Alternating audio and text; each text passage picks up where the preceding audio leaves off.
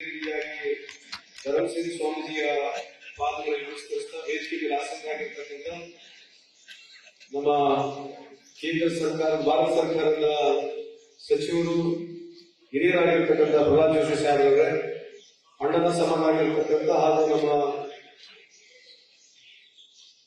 ನಮ್ಮ ಅಸೆಂಬ್ಲಿಯ leader of opposition ಆಗಿರ್ತಕ್ಕಂಥ R ಅಶೋಕಣ್ಣನವರೇ, ಆತ್ಮೀಯರು, ಅಣ್ಣನ ಸಮನಾಗಿರ್ತಕ್ಕಂಥ ಜನಪ್ರಿಯ ಶಾಸಕರಾಗಿರ್ತಕ್ಕಂಥ ಎಂ ಆರ್ ಪಾಟೀಲ್ ಅವರೇ, ಸ್ನೇಹಿತರಾಗಿರ್ತಕ್ಕಂಥ ಅಜಿತ್ ಹನುಮಂತನವರವರೇ, ಅನಿಲ್ ಕುಮಾರ್ ಪಾಟೀಲ್ ಅವರೇ, ನಿಜಲಿಂಗಪ್ಪ ಸುತ್ಕಟ್ಟಿ ಅವರೇ, ಈ ಒಂದು ಸಮಾರಂಭದಲ್ಲಿ ಪಾಲ್ಗೊಂಡಿರ್ತಕ್ಕಂಥ ಎಲ್ಲ ಭಕ್ತಾದಿಗಳು, ವಿಶೇಷವಾಗಿ ಅಂತಂದ್ರೆ ನಮ್ಮ ಸ್ವಾಮೀಜಿಯವರು, ಅವರು ಎಲ್ಲಿಂದ ಬಂದಿದ್ದರು ಏನೋ ಇಲ್ಲಿ ಬಂದು ನೋಡಿದ್ರೆ ಅವರದೇ ಆದಂತ ಒಂದು ಸಾಮ್ರಾಜ್ಯವನ್ನು ಕಟ್ಟಿದ್ದಾರೆ.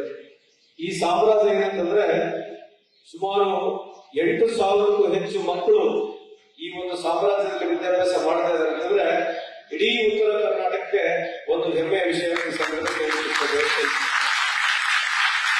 ನಾನು ಬಹಳ ಅತ್ಯಂತ ಕಲಿತೀನಿ ಸ್ವಾಮೀಜಿಯವರಿಗೆ. ನನ್ನ ಮನಸ್ಫೂರ್ತಿಯಾಗಿ ನಾನು ಮಾತನಾಡಬೇಕಂತಂದ್ರೆ ಇಲ್ಲಿ ಯಾವುದೋ ಜಾತಿ ಭೇದ ಭಾವ ಇಲ್ಲ. ಇದು ಒಂದೇ ಹೆಮ್ಮೆಯ ಇನ್ಸ್ಟಿಟ್ಯೂಷನ್.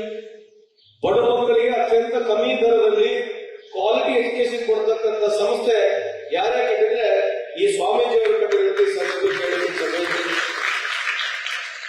ಸದಾ ಕಾಲ ಸಮಾಜದ ಏಳಿಗೆಗಾಗಿ, ಬಡ ಮಕ್ಕಳಿಗಾಗಿ ಇಲ್ಲೆಲ್ಲರಿಗಾಗಿ ಇದು ಬರೇ ಜೈನ್ ಸಮುದಾಯ ಒಂದು ಇನ್ಸ್ಟಿಟ್ಯೂಷನ್ ಆಗಿದ್ದು ಕೂಡ ಇಲ್ಲಿ ಹಿಂದೂ, ಮುಸ್ಲಿಂ, ಸಿಖ್, ಇಸಾಯಿ, ಕ್ರೈಸ್ತರು ಎಲ್ಲರಿರ್ತಕ್ಕಂಥದ್ರ ಜೊತೆಗೆ ಈ ಒಂದು ಧರ್ಮ, ಮಾನವ ಧರ್ಮವನ್ನ ಬೆಳೆಸತಕ್ಕಂಥ ಆ ವಿಚಾರ ಇರ್ತಕ್ಕಂಥ ನಮ್ಮ ಸ್ವಾಮೀಜಿ ವಿಶೇಷವಾಗಿ ನಮ್ಮನ್ನ ಕರೆಸಿದ್ದಾರೆ.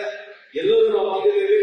ಇದು ಈ ಒಂದು ಕಾರ್ಯಕ್ರಮದಲ್ಲಿ ಅತ್ಯಂತ ಖುಷಿಯಿಂದ ಭಾಗವಹಿಸಿದ ಈ ಸಂದರ್ಭದಲ್ಲಿ ಹೇಳಿ, ಇನ್ನ ಸಾವಿರಾರು ಸಂಖ್ಯೆಯಲ್ಲಿ ಬಡ ಮಕ್ಕಳಿಗೆ ಕಲಿಸತಕ್ಕಂಥ ಶಕ್ತಿ ಆ ಸ್ವಾಮೀಜಿಗೆ, ಆ ಭಗವಂತ ದಯಪಾಲಿಸಿದ ಈ ಸಂದರ್ಭದಲ್ಲಿ ಹೇಳಿ ಮತ್ತೊಮ್ಮೆ ನನಗೆ ಕರೆಸಿ ಗೌರವ ಸಲ್ಲಿಸಲಿಕ್ಕೆ ತಮಗೆ ಸದಾ ಅಭಯ ಈ ಸಂದರ್ಭದಲ್ಲಿ ಮಾತಾಡ್ತೀನಿ.